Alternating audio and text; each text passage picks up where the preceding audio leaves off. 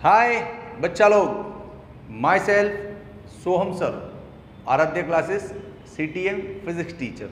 हाँ, अपना chapter 2 voltage and capacitance में वोल्टेज और कैपेसिटर के बीच में गैप था, वो पिछले वीडियो में अपन ने ले लिया। क्या गैप था उसमें कि कंडक्टर है उसको स्टैटिक एक्सटर्नल इलेक्ट्रिक फील्ड के अंदर रखा तो कंडक्टर क्या क्या बिहेव करेगा। तो अपन ने पढ़ा था कि कंडक्टर के अंदर का इलेक्ट्रिक फील्ड 0 होगा, कंडक्टर की सरफेस पे इलेक्ट्रिक फील्ड परपेंडिकुलर होगा, अंदर Q 0 होगा, V कांस्टेंट होगा, electrostatic shielding and 6 points total लिए थे अपन ने। ठीक है, अब आज हम फाइनली तो फिर कैपेसिटर स्टार्ट करते हैं। One of my favourite topic capacitor.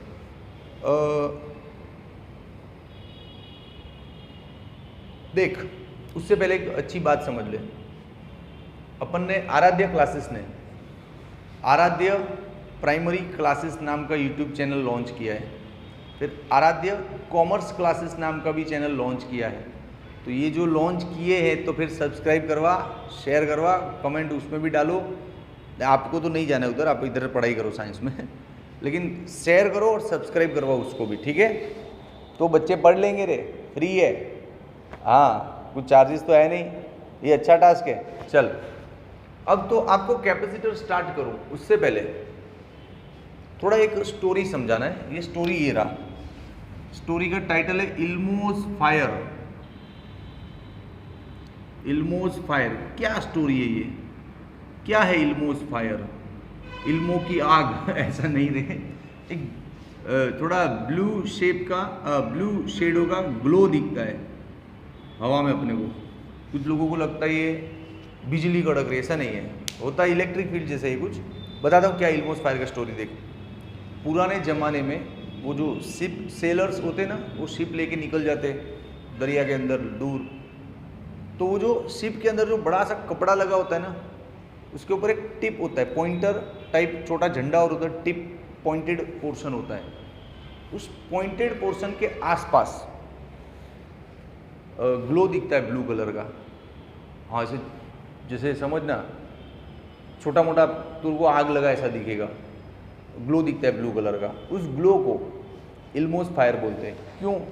क्योंकि वो जो शिप सेलर्स थे, उन सेलर्स का सेंट इरास्मस ऐसा कुछ नाम था, भूल गया, सॉरी, मिस्टेक, सॉरी। तो सेंट इरास्मस ऐसा कुछ नाम था, वो इन सेलर्स के सबसे बड़े सेंट है। सेलर्स लोग उनको बहुत मानते थे, तो उनके रिस्पेक्ट में उस ग्लो को नाम दिया इल्मोस फायर। और वो लोग इल्मोस फायर को मतलब बहुत प्योर मानते थे, समझ, religiously it was connected with them, so they believe in this. क्यों होता था उसका फिजिक्स के एंगल से आज हम एनालिसिस करेंगे कि इल्मोस फायर क्यों दिखता है, ये ब्लू कलर का ग्लो क्यों दिखता है। तो देख, उसके लिए छोटा मोटा फिजिक्स है, बढ़िया मजा आने वाला है। देख क्या फिजिक्स है, समझ। जैसे ये कोई कंडक्टर है, समझ, कंडक्टर है, इस कंडक्टर पे अपन ने चार्ज डाल दिया, ठीक है, ऐसा चार्ज है। अब ऑब्वियसली हम कुछ बेसिक रिलेशंस पहले यहाँ पे डिस्कस कर लेते हैं, जो रिलेशंस हम जानते हैं। जैसे कि charge density is Q by A, मतलब चार्ज डेंसिटी एरिया के इन्वर्सली प्रोपोर्शनल है।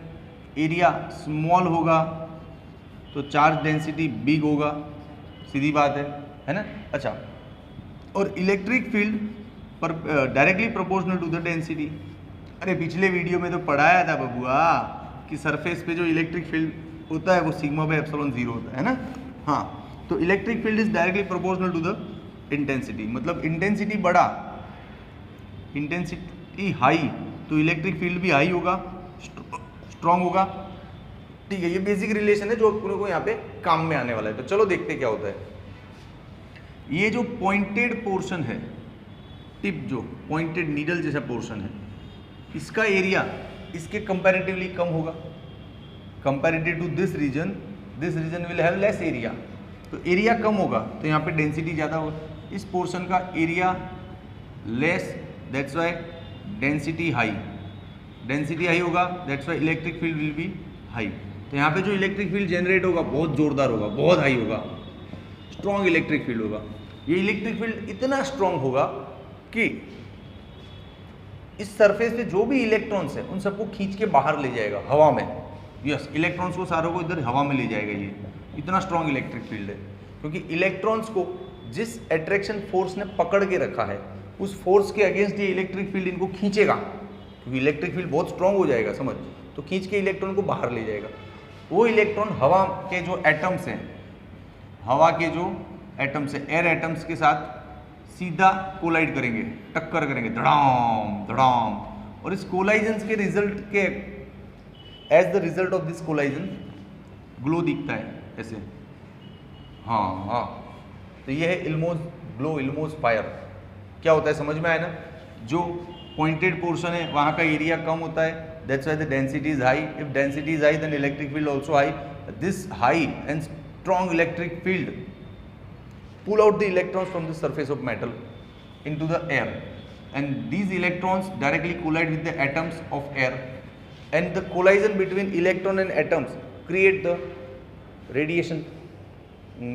Yes, create the radiations that gives the glow. Okay, अच्छा अब 2 मिनट एक और तेरा टाइम लेता हूँ। ये एटम और इलेक्ट्रॉन की कोलाइजन से रेडिएशन कैसे क्रिएट होता है, ये ग्लो कैसे क्रिएट होता है, तो देखना पड़ेगा। 2 मिनट इधर समझाता हूँ, चल देख क्या सीन है पूरा समझ। ये वायर बीच में आ रहा है भैया, चलो देखो। एक्चुअली एटम के बारे में थोड़ा बेसिक नॉलेज देता हूँ। नील बोर का एडॉक 2, नील बोर के 2 एडॉक थे, 1 और 2। जो दूसरा एडॉक था उसके अंदर ये नील बोर ने बताया था, ये सपोज ये न्यूक्लियस है, न्यूक्लियस के सराउंडिंग इलेक्ट्रॉन ऑर्बिट में घूमते रहते हैं। ये बहुत अच्छी चीज़ है, समझ ले, मजा आएगा। ये ऑर्बिट है, बहुत सारे ऑर्बिट्स होते हैं, ठीक है।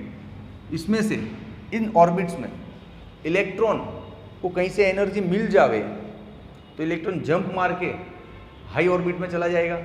तो इस इलेक्ट्रॉन को मान ले एनर्जी मिल गया कहीं से, किसी ने दे दिया, तो जंप मार के सीधा ऊपर जाएगा। हाँ रे, एनर्जी आ गया, मारो जंप, है ना? हाँ, जंप मार के सीधा ऊपर गया। अब यहाँ पे अच्छा, ये जंप क्यों मारा? क्योंकि कहीं से इसने एनर्जी को एब्जॉर्ब किया, कहीं से इसने एनर्जी को एब्जॉर्ब किया, एब्जॉर्प्शन हुआ यहाँ पे। अब यहाँ पे इलेक्ट्रॉन 10⁻⁻8 सेकंड तक ही टिकता है। अच्छा, इसको 1 शेक भी बोलते हैं। ये टाइम का सबसे छोटा यूनिट है, मेरे को भी याद नहीं था, याद आ गया कहीं से अचानक। इतने टाइम के लिए टिकता है, फिर वापस नीचे आ जाता है। हाँ, इतने टाइम के लिए टिकता है, वापस जब नीचे आता है तो जो एनर्जी उसने एब्जॉर्ब किया था वो वापस रिलीज करता है, बाहर निकालता है, जिसको हम HF के फॉर्म में भी शो कर सकते हैं। एनर्जी ऑफ फोटोन, फोटोन्स भी बोलते हैं इसको, रेडिएशन एनर्जी फोटोन भी बोलते हैं, रेडिएशन फोटोन चलता है, ठीक है। अब देख, तेरी इस फिनोमिनन को इससे कनेक्ट करता हूँ। जब ये इलेक्ट्रॉन एटम के साथ कोलाइड करता है, बाहर का इलेक्ट्रॉन एटम के साथ कोलाइड करता है, तो एटम के अंदर तो ये सब होता है। तो बाहर का इलेक्ट्रॉन जैसे ही कोलाइड करेगा, वो कोलाइजन से इसको एनर्जी मिला, एनर्जी मिलते हिल गया, सीधा जंप मार के ऊपर गया, ऊपर से फिर वापस नीचे आया, तब उसने ये एमिट किया, emit the energy in form of glow of light, ठीक है।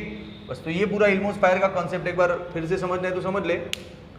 ये कंडक्टर है, उसका ये जो पॉइंटर पोर्शन है वहाँ का एरिया कम है, एरिया कम होने से डेंसिटी ज़्यादा है, डेंसिटी ज़्यादा होने से इलेक्ट्रिक फील्ड ज़्यादा, इलेक्ट्रिक फील्ड ज़्यादा है तो वो इलेक्ट्रिक फील्ड क्या करेगा, इस सरफेस के इलेक्ट्रॉन को लेके जाएगा हवा में, चला जा बेटा घुमाता हूँ ऐसा बोल के। हाँ, और हवा में वो इलेक्ट्रॉन एक्सेलरेटेड तो होते ही है, क्योंकि इलेक्ट्रिक फोर्स की वजह से एक्सेलरेशन आता है। Accelerated electron directly collide with the atoms of air, and that phenomenon emits the energy, glow of energy. Clear? That is called Elmo's fire. तो स्क्रीनशॉट ले ले, अच्छा स्टोरी था ये, मजा आया मेरे को। तो तुझे मजा आया तो लिख कमेंट में। हाँ, ओके बच्चा लोग, अभी हम फाइनली कैपेसिटर अपना स्टार्ट करते हैं, है ना। देख,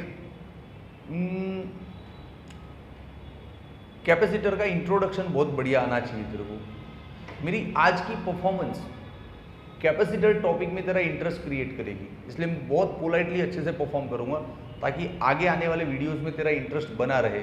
आज का परफॉर्मेंस पूरा कैपेसिटर पे इंट्रोडक्शन है कि कैसा होता है, कैसा दिखता है, क्या मतलब है, क्यों होता है, ये क्या करता है, सब छोटी छोटी बेसिक चीज़ें सीखेंगे। तो चल आराम से जाएंगे।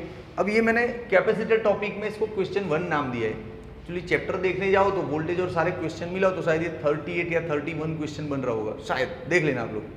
लेकिन अभी कैपेसिटर टॉपिक का एक क्वेश्चन 1 है। चलो, what is the question? Capacitance of a conductor, explain it. चलो समझाते, इजी है। ये रहा स्फीयर, स्फीयर का रेडियस ले ले r, है ना, लिख दे फिगर में।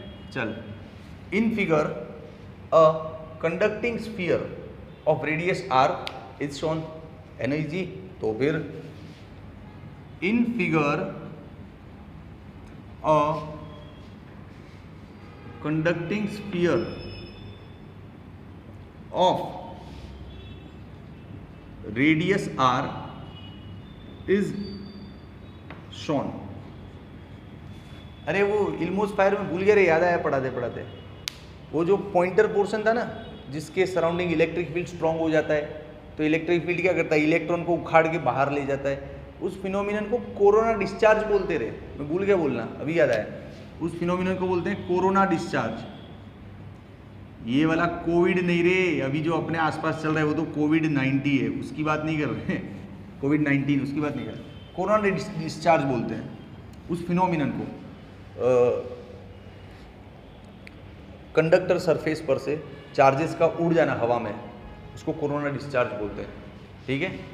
ये जो कोरोना वायरस है वो अलग है, वो तो वो कोरोना वायरस मतलब वायरस का पूरा फैमिली, उसका मम्मी पापा मासी मामा सब आ गए, वो कोरोना वायरस अलग है, ये कोरोना डिस्चार्ज इसका नाम है, ठीक है। चल ओके, अब फिर से थियरी बात है। In figure a conducting sphere of radius r is shown. अब हम इस पे चार्ज स्टैब्लिश करते जाइए। If we establish the charge on the sphere, charge will gradually increase, common sense की बात है। तो चल, इफ चार्ज इज स्टैब्लिश्ड, अब स्टैब्लिश का स्पेलिंग कहां से लेके आऊं, मस्त लिख रहा था ना, established on the sphere, charge gradually increase, ठीक है, तो सीधी बात है ना। और चार्ज को क्या नाम दे देते हैं, Q। हाँ, चार्ज बढ़ता जाएगा, ठीक है। अच्छा, चार्ज बढ़ने से बहुत कॉमन सी सेंस बोलते हैं बेटा, वोल्टेज बढ़ जाता है।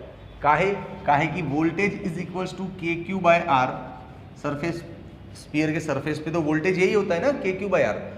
चार्ज बढ़ेगा तो वोल्टेज बढ़ेगा, तो लिख दो कि if charge is established on this sphere, charge gradually increase, due to this potential of the surface will also increase. हाँ, due to this potential of surface also increase. हाँ ठीक है, चल। अच्छा, चार्ज बढ़ गया, उसकी वजह से पोटेंशियल बढ़ गया, तो इलेक्ट्रिक फील्ड भी बढ़ेगा। अरे इलेक्ट्रिक फील्ड कॉमन सी बात है, देख ये पहला चार्ज डाला तो एक इलेक्ट्रिक फील्ड की लाइन आई, दूसरी आई, तीसरी आई, चौथी आई, ऐसे बहुत सी आती है, करोड़ों, समझा रहा हूँ एक दो से तेरे को। अब और चार्ज डाल तो और इलेक्ट्रिक फील्ड आया, और चार्ज डाल तो और इलेक्ट्रिक फील्ड, और चार्ज तो और इलेक्ट्रिक फील्ड, और चार्ज, डालता जा। हाँ, तो कहने का मतलब ये है कि as result of this process, this phenomenon, finally electric field becomes strong around the sphere. As result electric field becomes strong around the sphere, है ना। हाँ, इलेक्ट्रिक फील्ड बढ़ता है and becomes strong around the sphere. ये होगी basic सी बात है। इन सब से होता क्या है, अब होता ये है कि इलेक्ट्रिक फील्ड इतना स्ट्रॉन्ग हो जाएगा ना कि इसके सराउंडिंग की ये जो हवा दिख रही है तेरे को, ये हवा को आयनाइज्ड कर देगा। आयनाइज्ड मतलब हवा के अंदर माइनस प्लस जनरेट हो, क्रिएट हो जाएंगे। उससे क्या होगा कि जो सरफेस का चार्ज है उसको हवा में बहने का मौका मिल जाएगा। It will start flowing into the air, because generally air is dielectric medium. Air मतलब नॉन कंडक्टिंग मीडियम है, एयर में कभी करंट बहता नहीं है, पता है ना। यहाँ पे वायर लगा और यहाँ पे बल्ब लगा, जब तक टच नहीं है क्या बल्ब चालू होगा, नहीं होगा ना, क्योंकि बीच में एयर है। एयर करंट को कैरी नहीं करता है, एयर नॉन कंडक्टिंग है ना। लेकिन ये इलेक्ट्रिक फील्ड ने जितना पोर्शन आयनाइज्ड कर दिया ना एयर का, उतना एयर कंडक्टिंग हो जाएगा, तो फिर चार्ज उस एयर में दौड़ेगा, है कि नहीं। ओके, इसको लिखना पड़ेगा आराम से। देख यहाँ पे लेते हैं पॉइंट, दिख रहा है कैमरा मैन इस पोर्शन में? ओके चलो लेते हैं यहाँ पे क्या कि at some instant of time electric field becomes enough strong so that it ionized the surrounded air. At some instant of time electric field becomes enough strong, cameraman देख रहा कहीं रह नहीं जाए कोई sentence, so that it ionized the surrounded air।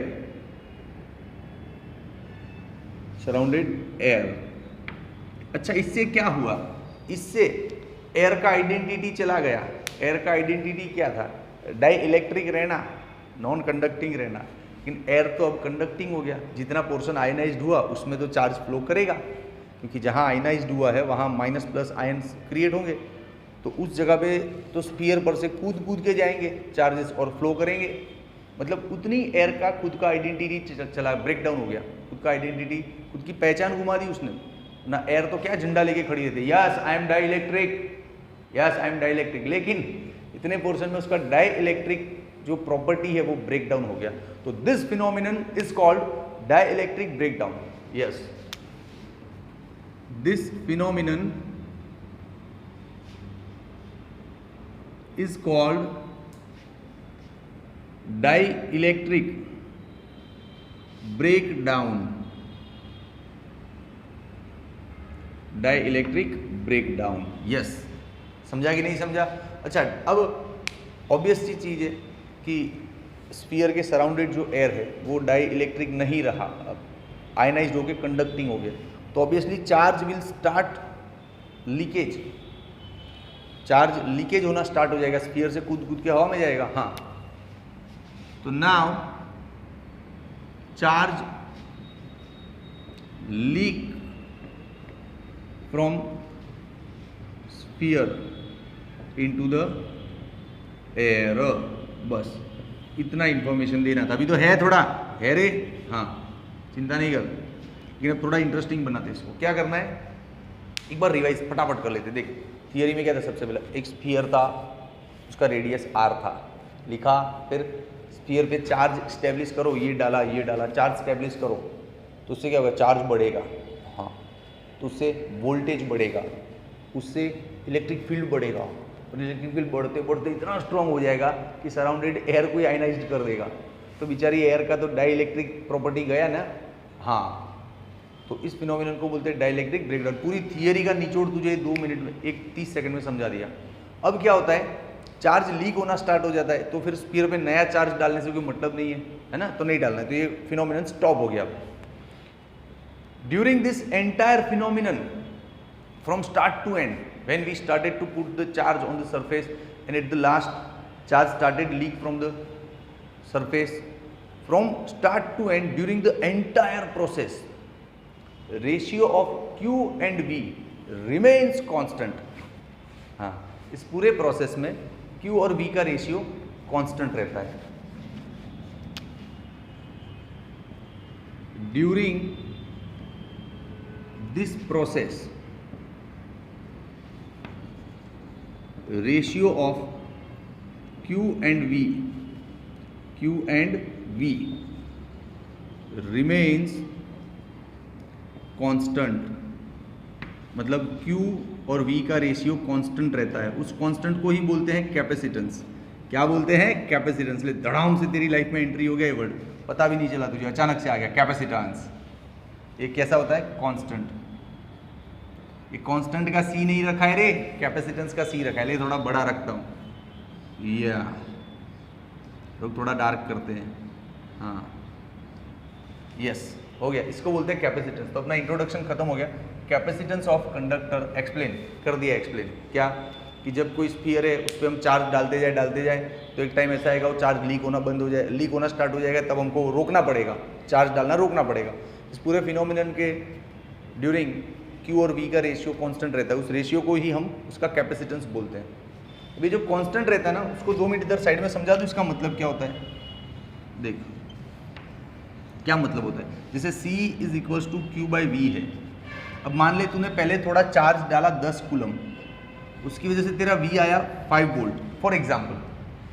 फिर तूने charge डाला 12 कूलम, तो V ऑटोमेटिकली 6 हो जाएगा, क्योंकि इसको कांस्टेंट रहना है। 5 2 10, 6 2 12। अब मान ले तूने चार्ज डाला 14 कूलम, तो V अपने आप 7 कूलम हो जाएगा। हाँ सच्ची बोल रहा हूँ, तभी तो 7 2 14 कांस्टेंट रहेगा। इसका मतलब तो ये हुआ कि मैं चार्ज 10 का 12, 12 का 14 करता जाऊं तो वोल्टेज अपने आप बढ़ गया, लेकिन ये जो 2 है वो नहीं बदलेगा, मतलब C नहीं बदलेगा। इसका मतलब ये हुआ कि Q और V के बढ़ने से C नहीं बदलता है। तो एक पॉइंट लिख दो यहाँ पे, मस्त दांसू पॉइंट, कि C does not depend on Q and V। Okay, अब इसका स्क्रीनशॉट ले ले। इसमें एक पॉइंट रह गया है कि ये जो एयर आयनाइज्ड हो जाता है, लास्ट में होता है ना, पहले तो नहीं होता। पहले तो इलेक्ट्रिक फील्ड बढ़ता है बढ़ता है बढ़ता है बढ़ता है बढ़ता है, फिर एक लेवल पे आके फिर एयर को ब्रेक डाउन करता है। तो एयर कब तक इलेक्ट्रिक फील्ड को टॉलरेट कर सकता है, उसके बाद वो आयनाइज्ड होना स्टार्ट होता है। तो वो वैल्यू है, कहीं पे लिख देता हूँ काम आएगी तेरे, 3 × 10⁶ वोल्ट पर मीटर। इतना इलेक्ट्रिक फील्ड दोगे ना तब तक एयर टिका रहेगा, डाई इलेक्ट्रिक बना रहेगा। इसके बाद एयर डाई इलेक्ट्रिक ब्रेकडाउन हो जाएगा। अब ले ले स्क्रीनशॉट, खत्म हो गया क्वेश्चन। चल 1 2 एंड 3। अब नया क्वेश्चन लेते, चल एक्सप्लेन कैपेसिटर एंड कैपेसिटेंस। अभी भी बेसिक चल रहा है ना सब, कि कैपेसिटर क्या होता है, कैसा दिखता है, उस पर बात करना है ना। चलो करते हैं।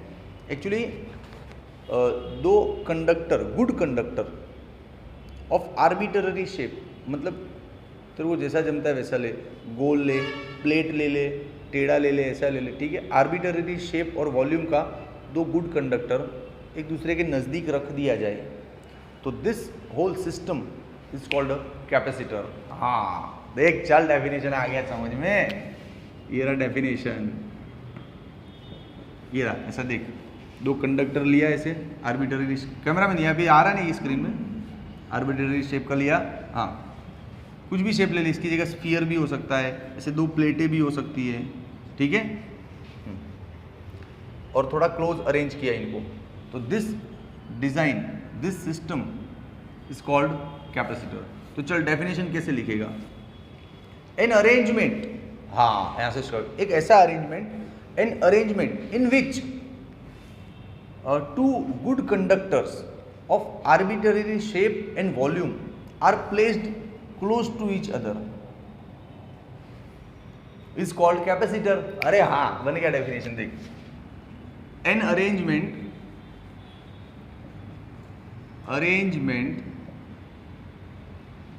in which 2 good conductors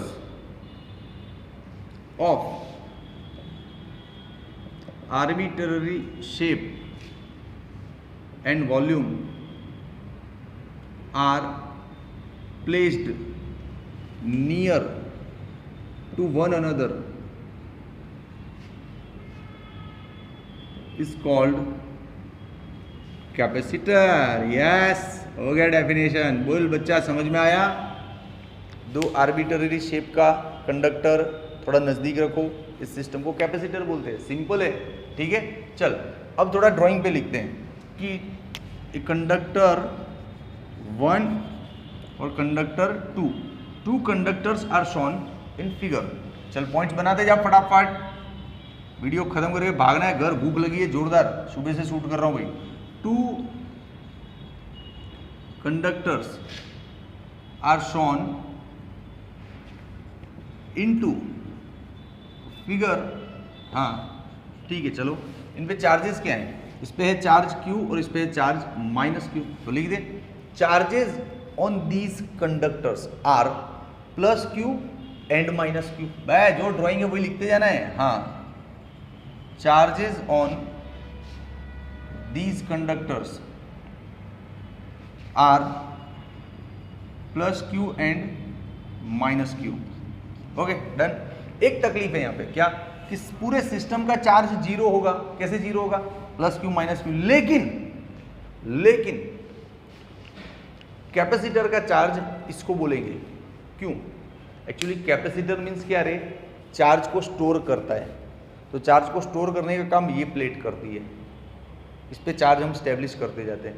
ये तो सिर्फ सपोर्टिव प्लेट है। ये प्लेट क्या करता है? इसकी कैपेसिटी बढ़ाता है, बीच के फील्ड को मैनेज करता है, उसकी कैपेसिटी को बढ़ाता है। स्टोरेज का काम इसका नहीं है, स्टोरेज का काम इसका है। इसलिए इसको हम पूरे सिस्टम का चार्ज बोल सकते हैं। ऐसे टेक्निकली तो पूरे सिस्टम का जीरो है, लेकिन कैपेसिटर जो स्टोर करता है वो चार्ज ये रहा। हाँ, तो यहाँ पे लिख दे कि दो the entire charge of system is zero but the charge of capacitor is considered as Q. हाँ,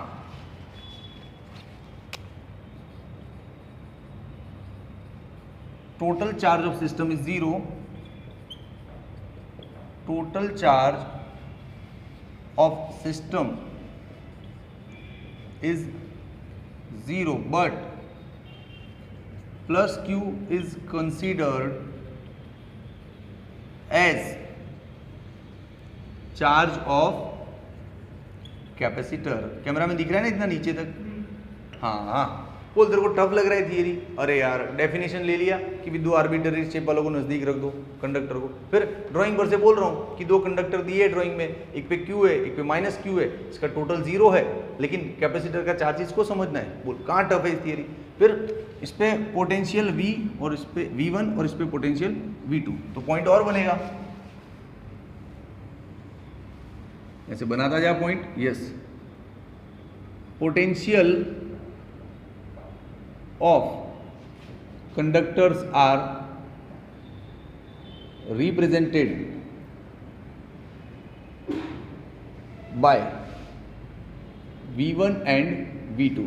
That's why potential difference is V1 minus V2 is denoted by V. इन दोनों प्लेटों के बीच का डिफरेंस को V1 माइनस V2 समझ लेते हैं। हो गया इजी है। अब एक सिंपल सी बात जो तेरे को पता है, क्या कि यहाँ पे दो प्लेट के बीच का जो इलेक्ट्रिक फील्ड है वो चार्ज के डायरेक्टली प्रोपोर्शनल होता है। जितना चार्ज होगा उतना इलेक्ट्रिक फील्ड होगा। तो पोटेंशियल भी चार्ज के डायरेक्टली प्रोपोर्शनल होता है। तो लिख दे here electric field is directly proportional to the charge and potential also directly proportional to the charge. बस यहाँ तक लिखना था। तो कैपेसिटर का इंट्रोडक्शन समझ में आया? दो प्लेटों वाली सिस्टम को कैपेसिटर बोलते हैं। हाँ, और ये सब उसमें ऐसा दो प्लेटें होती है, एक पे प्लस क्यू होता है एक पे माइनस क्यू होता है। पूरे सिस्टम का चार्ज जीरो होता है, लेकिन जिसको प्लस क्यू लेना है वही कैपेसिटर का चार्ज कहलाता है। ठीक है, V1 V2 हो गया। ओके, अब वो वाला अपना डायलॉग मस्त वाला कैपेसिटर। देख क्वेश्चन क्या था? कैपेसिटर और कैपेसिटेंस को समझाओ। तो कैपेसिटर पूरा इतना समझा दिया। अब हम बात करेंगे कैपेसिटेंस पे। ठीक है, तो कैपेसिटेंस क्या है तो जानते हैं, ratio of Q to the V remains constant. Ratio of Q and V remains constant. Q upon V remains constant. It is called capacitance. लिख दे, ये हो गया तेरा कैपेसिटेंस। यस दोस्त, एक गलती हो गया पता है आज के लेक्चर में। क्या गलती हो गया? मैं एक्चुअली जब भी कैपेसिटर स्टार्ट करता हूँ क्लासरूम में फिजिकल लेक्चर्स में, तो 10-12 कैपेसिटर लेके आता हूँ। मेरी लैब में बहुत सारे पड़े हैं, अपना खुद का लैब है इधर फिजिक्स का। हाँ, लेकिन आज गलती क्या हो गया, जल्दी शूट करने आ गया, तो लैब का चाबी नहीं था यार, और शूट करना ज़रूरी था। हाँ, तो मैं अगले लेक्चर में बहुत सारे कैपेसिटर लेके आऊँगा, तुझे स्टार्ट करके दिखाऊंगा कि कैपेसिटर क्या काम करता है, कैसे काम करता है, सारी मस्त डिटेल डिस्कशन करेंगे। लेकिन उसके लिए अगले वीडियो में फिर आना पड़ेगा। सॉरी फॉर दिस कि आज लेके नहीं आ पाया, तो आज ऐसे ही समझ लो हवा में। हाँ देख, अब इसका यूनिट भी लिख देते कैपेसिटेंस का। तो कैपेसिटेंस का जो एसआई यूनिट है, एसआई यूनिट यहीं से देख ले, कूलम अपॉन वोल्ट। अरे नाम लिख दूँ ना तो सीवी क्यूवी सीवी में गड़बड़ हो जाएगा तेरे। कूलम अपॉन वोल्ट और फेराड, इसको फेराड भी बोलते हैं इसके यूनिट को। Denoted by capital F also. अब ये जो फेराड है वो किसी साइंटिस्ट का नाम है पूरा, उस साइंटिस्ट के रिस्पेक्ट में, उसके ऑनर में फेराड रखा गया। कौन है वो साइंटिस्ट? कमेंट में लिख, कमेंट में लिख, देखूँ तेरा भी क्या नॉलेज है, क्या सर्च करता है। लिखना कमेंट में कि सर फेराड मतलब ये पूरा ये नाम है, dash dash dash dash dash dash, write down in the comment. Okay चल फिर मैं उधर आंसर करूँगा तेरे को। हाँ ये हो गया इसका ऐसा यूनिट। फिर एडिशनल स्मॉल यूनिट्स, तो स्मॉल यूनिट्स भी है कैपेसिटर के। क्यों चाहिए स्मॉल यूनिट्स बताता हूँ भी, रुक। स्मॉल यूनिट्स ये रहे, जैसे 1 milli farad, 1 micro farad, 1 nano farad, 1 pico farad. हमारा जो डील होगा लैब में वगैरह वो ऐसे कैपेसिटर से होगा, इतना बड़ा फेराड वाला कैपेसिटर नहीं होगा। बहुत बड़ा प्लेट ले लेना तेरे रूम की दीवार जितना, उस प्लेट से 1 फेराड कैपेसिटेंस बनता है। तो को नहीं पता ना, तो बोला ना अगला वीडियो देख, मैं लेके आऊँगा कैपेसिटर और समझाऊंगा ये सब लॉजिक। आज तू समझ ले अपनी लाइफ में जो यूज़ होने वाले अभी छोटे लेवल पे लैब में, वो ये सब कैपेसिटर होंगे। 1 मिली फेराड मीन्स 10⁻⁻3, ये हो गया 10⁻⁻6, ये हो गया 10⁻⁻9 और ये हो गया 10⁻12 फेराड। क्लियर? अच्छा अब यहाँ पे जगह नहीं बची यार, एक मस्त चीज़ पढ़ानी थी तेरे को। देख अपन ने अभी बोला था कि C does not depends on Q and V, ये पिछले क्वेश्चन में बात होगी अपनी। तो C किस पे डिपेंड करता है? ऐसा हम क्या करेंगे कि कैपेसिटेंस बढ़ जाएगा, ऐसा तो हम क्या करेंगे कि कैपेसिटेंस बढ़ जाएगा या घट जाएगा। तो देख ये जो 2 कंडक्टर है इनके बीच का डिस्टेंस कम ज़्यादा करने से कैपेसिटेंस पे फ़र्क पड़ता है। फिर इनका शेप छोटा बड़ा करने से भी फ़र्क पड़ेगा, ठीक है।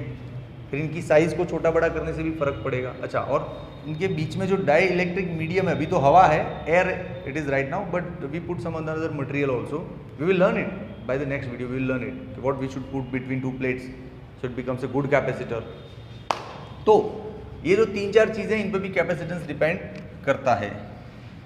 तो डिपेंड्स वाला पॉइंट लिखवा देता हूँ, किन किन चीज़ों पे डिपेंड्स करता है। पहला शेप, दूसरा साइज, तीसरा डिस्टेंस बिटवीन,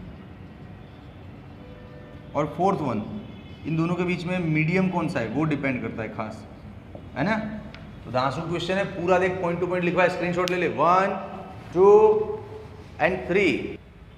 ओके अभी आज के वीडियो का लास्ट क्वेश्चन है, 4-5 मिनट में तुझे फ्री करता हूँ, फिर जा कर बढ़िया मजे। तू तो घर पे ही रहे मेरे को घर जाना है। What happens if C increase, मतलब C बढ़ जाए तो क्या होगा, या फिर पहले से ही C बड़ा हो, कैपेसिटर का कैपेसिटेंस बहुत हाई हो, लार्जर हो, तो क्या होगा। अरे यार अब मूड, एनर्जी नहीं है दोस्त, एनर्जी लाना पड़ेगा लाते हैं एनर्जी। देख सारे संसार का प्यार मैंने तुझी में पाया, तुम मिले दिल खिले और जीने को क्या चाहिए। ना हो तू उदास तेरे पास पास मैं रहूँगा जिंदगी भर, ना हो तू उदास तेरे पास पास मैं रहूँगा जिंदगी भर। सारे संसार का प्यार मैंने तुझी में पाया, तुम मिले दिल खिले। चल आगे एनर्जी, अभी झंडे गाड़ता हूँ। देख what happens if C is higher, C बड़ा है तो क्या होगा। देख बहुत सीधी सी बात है रे, C is equals to Q/V, ठीक है। अब C बड़ा है समझ, तो ऑब्वियसली V छोटा होगा। C बड़ा है तो V छोटा होगा। अरे मैथमेटिक्स नहीं पढ़े होगा, देख सीख, ये रहा जैसे 50/5, ऐसे नहीं, देख 50/10, देख 50/5 और 50/2 देख। देख बड़ा आंसर कहाँ आएगा, ये 5 आएगा, ये 10 आएगा और ये 25 आएगा। तो सबसे बड़ा आंसर इधर आया ना, क्योंकि इसका ये जो न्यूमरेटर है वो छोटा है कि नहीं। हाँ तो ये छोटा होने से ये आंसर बड़ा हो जाएगा। तो ये आंसर बड़ा है तो V के साइज छोटा है। इसका इंटरप्रिटेशन क्या हुआ, तो इसका इंटरप्रिटेशन ये हुआ, इसका इंटरप्रिटेशन ये हुआ कि फॉर अ लोअर वोल्टेज और lower potential difference capacitor can store higher amount of charge. हाँ पोटेंशियल छोटा भी है तब भी ये हाई अमाउंट का चार्ज स्टोर कर लेगा। हाँ, तो इंटरप्रिटेशन ये हुआ for a low potential difference capacitor stores